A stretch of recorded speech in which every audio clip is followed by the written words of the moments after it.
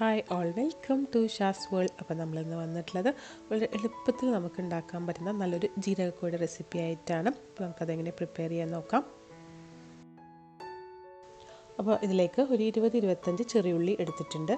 അതുപോലെ തന്നെ ഏകദേശം 1 ഇഞ്ച് നീളത്തിലുള്ള ഇഞ്ചി, ഒരു 6-7 വെളുത്തുള്ളി, ഒരു 4-5 പച്ചമുളക് എല്ലാം ഒന്ന് ക്രഷ് ചെയ്തെടുത്തിട്ടുണ്ട്.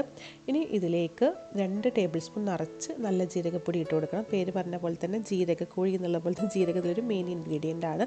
ഇനി ഇതിലേക്ക് ഒരു 3/4 ടേബിൾ സ്പൂൺ കുരുമുളക് പൊടി, ഒരു 1.5 ടേബിൾ സ്പൂൺ മല്ലിപ്പൊടി, ഒരു 1/4 ടേബിൾ സ്പൂൺ മഞ്ഞൾപ്പൊടി, അതുപോലെ തന്നെ ഒരു 1/4 ടേബിൾ സ്പൂൺ ഗരം മസാലപ്പൊടി, ആവശ്യത്തിനുള്ള ഉപ്പ് അധികം ആവണ്ട. ഇനി ഇതിലേക്ക് കുറച്ച് കറിവേപ്പില, പിന്നെ ഒരു ചെറുനാരങ്ങയുടെ നീര്. കാരണം നമ്മളൊരു കോഴി മൊത്തമായിട്ടാണ് കുക്ക് ചെയ്തെടുക്കുന്നത്, അപ്പോൾ പെട്ടെന്ന് കുക്കായി വരാനൊക്കെ ചെറുനാരങ്ങ നീര് ഒഴിക്കുന്നത് നല്ലതാണ്. അപ്പോൾ ഒരു ചെറുനാരങ്ങയുടെ നീരും അതുപോലെ തന്നെ 1 ടേബിൾ സ്പൂൺ വെളിച്ചെണ്ണ കൂടെ ഒഴിച്ചിട്ട് എല്ലാം കൂടെ കൈവച്ച് നല്ലപോലെ ഒന്ന് മിക്സ് ചെയ്തെടുക്കണം. നമ്മൾ സാധാരണ ഈ ജീരകക്കോഴി ഉണ്ടാക്കുന്നത് ഏറ്റവും ചെറിയ കോഴിയിലാണ്. പ്രസവിച്ച് എടുക്കുന്നവർക്കൊക്കെയാണ് കേട്ടോ ഇത് കൂടുതലായിട്ട് ഉണ്ടാക്കുന്നത്. അപ്പോൾ ഒരു 1/2 കിലോൻ്റെ ഉള്ളിൽ വരുന്ന കോഴിയാണ് ഏറ്റവും നല്ലത്. പക്ഷേ എനിക്കിപ്പോൾ ഇവിടെ കിട്ടിയിട്ടുള്ളത് ഒരു 700 ഗ്രാം ഉണ്ട് ചിക്കൻ സ്കിന്നൊക്കെ കളഞ്ഞതിന് ശേഷം. അപ്പോൾ അതിന് വേണ്ട ക്വാണ്ടിറ്റിയാണ് ഇപ്പോൾ ഞാൻ പറയുന്നത്. ഇത് സാധാരണ നമ്മൾ ജീരകക്കോഴി ഉണ്ടാക്കുന്നതിൽ മുളക് പൊടി ഇട്ട് കൊടുക്കാറില്ല കേട്ടോ. അപ്പോൾ ഞാനിതൊരു കളറിന് വേണ്ടിയിട്ട് 1/2 table spoon Kashmiri chilli powder കൂടെ ഇട്ട് കൊടുത്തിട്ടുണ്ട്. ഒന്നും കൂടെ ഒന്ന് മിക്സ് ചെയ്തെടുക്കാം. ഇനി അവസാനമായിട്ട് ഇതിലേക്കൊരു 1/4 ടേബിൾ സ്പൂൺ ഉലുവയും കൂടെ ഇട്ട് കൊടുത്തിട്ടുണ്ട്. ഉലുവ അധികം ആവേണ്ട, കയ്പ്പ് വരണ്ടെന്ന് വിചാരിച്ചിട്ടാണ് കേട്ടോ. ഇനി നമുക്കിതിലേക്ക് ഒന്ന് മിക്സ് ചെയ്തെടുത്തതിന് ശേഷം ചിക്കൻ ഇട്ട് കൊടുക്കാം. അപ്പോൾ ചെറിയ ചിക്കനാണ്, ഏറ്റവും ചെറിയ ചിക്കനാണ് ഏറ്റവും നല്ലത്. വലുതായാലും കുഴപ്പമൊന്നുമില്ല, പക്ഷേ നമ്മൾ സാധാരണ ഇത് ചെറിയ ചിക്കനിലാണ് കുക്ക് ചെയ്തെടുക്കുന്നത്. പിന്നെ അത് മാത്രമല്ല ചെറിയ ചിക്കൻ കഴിക്കാനും ടേസ്റ്റ് ആയിരിക്കും, പിന്നെ പെട്ടെന്ന് കുക്കായി കിട്ടുകയും ചെയ്യും. അപ്പോൾ അത് കണ്ടില്ല, അത് ചെറിയൊരു 700 ഗ്രാമിൻ്റെ ചിക്കനാണ്. ഇതിൻ്റെ എല്ലാ സ്കിന്നൊക്കെ കളഞ്ഞതിന് ശേഷമുള്ളത്. ഇതിലേക്ക് നല്ലപോലെ ഈ ഒരു മസാല ഇതിനകത്തും ഉള്ളിലും പുറത്തൊക്കെ നല്ലപോലെ തേച്ച് കൊടുക്കണം.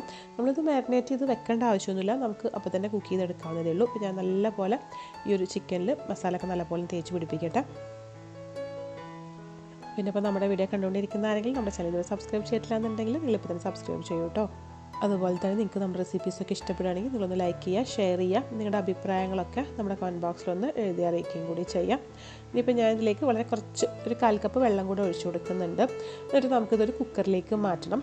നമ്മളിങ്ങനെ ഈ ഒരു പാനിൽ വെച്ച് കുക്ക് ചെയ്തെടുക്കുകയാണെങ്കിൽ കുറേ ടൈം എടുക്കും. അതുകൊണ്ട് തന്നെ ഞാനിപ്പോൾ ഇത് കുക്കറിലേക്ക് മാറ്റിയിട്ട് കുക്കറിൽ വെച്ചാണ് കുക്ക് ചെയ്തെടുക്കുന്നത്.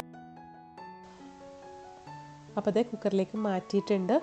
ഒരു ഇത്തിരി കൂടെ 2 ടേബിൾ സ്പൂൺ കൂടെ വെള്ളം ഒഴിച്ച് കൊടുക്കുന്നുണ്ട്. മൊത്തം നമ്മളിതിലേക്ക് ഏകദേശം ഒരു 1/4 കപ്പ് വെള്ളം ഒഴിച്ച് കൊടുക്കുന്നുള്ളൂ. ഒരുപാട് വെള്ളമായി കഴിഞ്ഞാൽ ഇത് വറ്റിച്ചെടുക്കാൻ ടൈം എടുക്കും. പിന്നെ ചിക്കൻ വെന്ത് വരുമ്പോൾ അതിൽ നിന്ന് വെള്ളം ഇറങ്ങി വരികയും ചെയ്യും. എന്നാലും അടി പിടിക്കേണ്ടെന്ന് എഴുതിയിട്ടാണ് 2 ടേബിൾ സ്പൂൺ വെള്ളം ഒഴിച്ച് കൊടുത്തിട്ടുള്ളത്. മിക്സ് ആക്കേണ്ട ആവശ്യമൊന്നുമില്ല. കുക്കർ അടച്ച് വെക്കുക. 2 വിസിൽ വരുന്നവരെ കുക്ക് ചെയ്തെടുക്കണം. 2 വിസിൽ വന്നതിന് ശേഷം നല്ലപോലെ ചൂടാറി കഴിഞ്ഞാൽ മാത്രം അത് തുറക്കാൻ പാടുള്ളൂ. ഇനിയിപ്പോൾ അതൊരു പാൻ അടുപ്പത്ത് വെച്ചിട്ട് അതിലേക്ക് 2 ടേബിൾ സ്പൂൺ വെളിച്ചെണ്ണ ഒഴിച്ച് കൊടുക്കുന്നുണ്ട്. വെളിച്ചെണ്ണ നല്ലപോലെ ചൂടായി വരുമ്പോൾ 2-3 ചെറിയുള്ളി നല്ല കനം കുറച്ച് അരിഞ്ഞിട്ടുള്ളത് അതിലേക്ക് ഇട്ട് കൊടുക്കുക. ഇനി നല്ലപോലെ ഒന്ന് ചതക്കുക. ഈ ഒരു ചെറിയുള്ളി വറുത്തെടുക്കണം. ചെറിയുള്ളിയൊക്കെ നല്ലപോലെ ഒന്ന് ഗോൾഡൻ ബ്രൗൺ കളറായിട്ട് വരണം. അപ്പോൾ ഈ ഒരു ജീരകക്കോഴി ഉണ്ടല്ലോ, സാധാരണ പ്രസവിച്ച് കിടക്കുന്ന അവർക്ക് കൊടുക്കുന്ന ഒരു മെഡിസിനൽ ഒരു ഡിഷാണ് ഈ ഒരു ജീരകക്കോഴി. അതുകൊണ്ട് തന്നെ നമ്മളിതിൽ എല്ലാ മസാലകളും പച്ച മസാലകളാണ് ആഡ് ചെയ്യുന്നത്. പിന്നെ അതുപോലെ മുളക് പൊടി ഇടാറില്ല കേട്ടോ. ഞാനിപ്പം ഇങ്ങനെ ഒരു വീഡിയോക്ക് വേണ്ടി ആയതുകൊണ്ട് മാത്രമാണ് മുളക് പൊടി ഇട്ടത്. കഴിക്കാൻ നല്ല ടേസ്റ്റാണ്, അതുപോലെ തന്നെ ഹെൽത്തിയുമാണ്.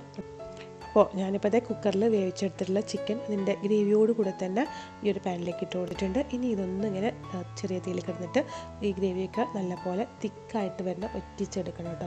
അപ്പോൾ ചെറിയ തീയിലിട്ട് കൊടുത്താൽ മതി. എന്നിട്ട് പതുക്കെ ഒന്ന് ഇളക്കി കൊടുക്കുക. ഒരു 4-5 മിനിറ്റ് കഴിയുമ്പോഴേക്കും ആ ഗ്രേവിയൊക്കെ നല്ല തിക്കായി നല്ലപോലെ എണ്ണ തെളിഞ്ഞ് വരും. ഇതിപ്പോൾ ഒരു 700 ഗ്രാമിൻ്റെ ചിക്കനാണ് ഞാൻ നേരത്തെ പറഞ്ഞ പോലെ എടുത്തിട്ടുള്ളത്. അപ്പോൾ നിങ്ങളിതിൽ വലിയ ചിക്കനിലൊക്കെ ഉണ്ടാക്കുന്നതെന്ന് വെച്ച് കഴിഞ്ഞാൽ 2 വിസിൽ മതിയാവില്ല കേട്ടോ. ഒരു 3-4 വിസിൽ വരുന്നത് വരെയെങ്കിലും കുക്ക് ചെയ്തെടുക്കേണ്ടി വരും. ഒരു 4 വിസിലൊക്കെ വരുന്നവരെ കുക്ക് ചെയ്തെടുത്താലും കുഴപ്പമില്ല. കാരണം നമ്മൾ ചിക്കൻ കട്ട് ചെയ്യാതെയാണല്ലോ കുക്ക് ചെയ്തെടുക്കുന്നത്. അപ്പോൾ ചിക്കൻ്റെ സൈസ് അനുസരിച്ചിട്ടാണ് ഇതിൻ്റെ കുക്കിംഗ് ടൈം. അപ്പോൾ നിങ്ങളതൊന്ന് നോക്കിയാൽ മതി.